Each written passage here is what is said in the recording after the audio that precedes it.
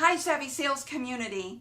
Today, in talking to a client, we were going over his goal-setting strategies. And I realized that he left out 3 components that are essential in goal setting. Have you left out these 3 too?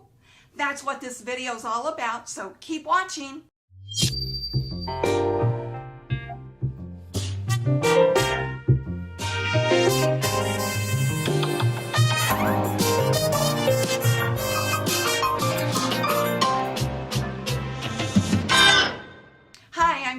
Harrington, the Savvy Sales Lady, your personal YouTube sales coach, helping you to learn sales savvy intelligence so you can sell intelligent.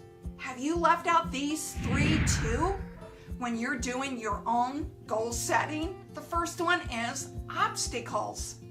What obstacles are standing in your way? Many times salespeople, when analyzing obstacles, they think more external, which is, how do I get around the gatekeeper? Is the buyer giving me all of their issues and problems? Those are some obstacles that can stop the sale, right? Here's the problem though. Rarely do salespeople ever analyze the internal obstacles, like self-defeating thoughts that turn into procrastination, or a limiting belief that I hear so often. Am I following up too much and just being a pesky salesperson? You're not being pesky if you have a strategy for following up.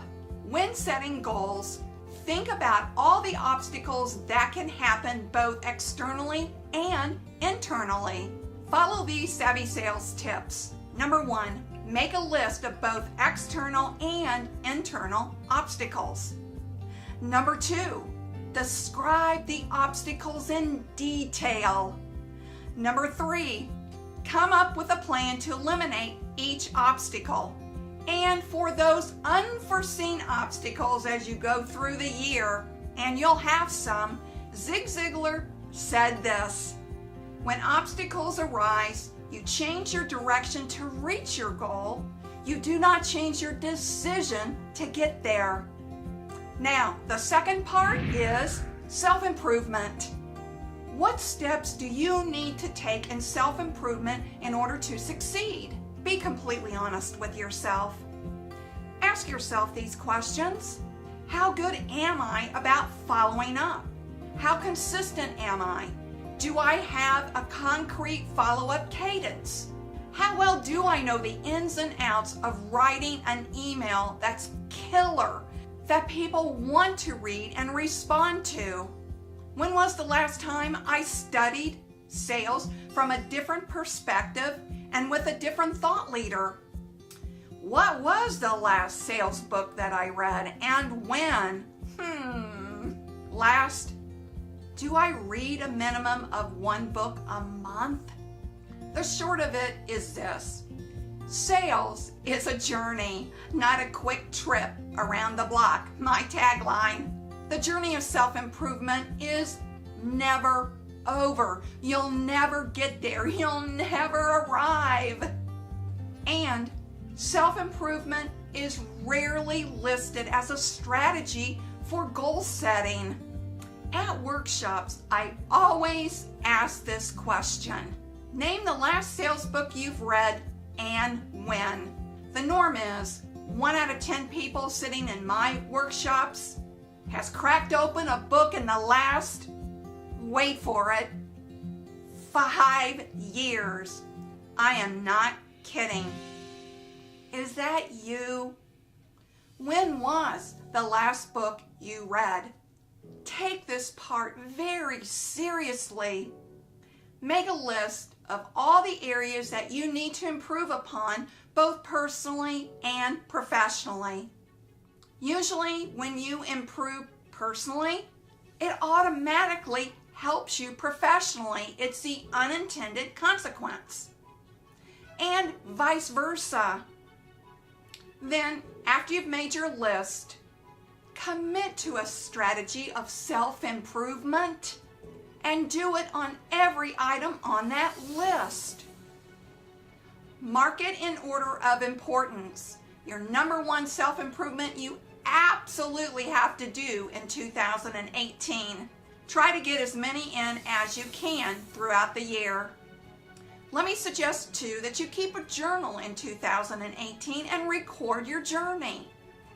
Also, don't forget to record your successes too. So at the end of the year, you can reread your 2018 journal and you can see you have the evidence of your successes and goal achievements. It'll prove to you just what you're capable of doing. Now the last part is an accountability partner. Who can you be accountable to? The reason why my business is booming as a sales coach is because I hold my clients accountable. If we all held ourselves accountable, we wouldn't need a coach of any kind, right? But we know that's not what happens. You may be surprised to learn that I have an accountability partner. Why?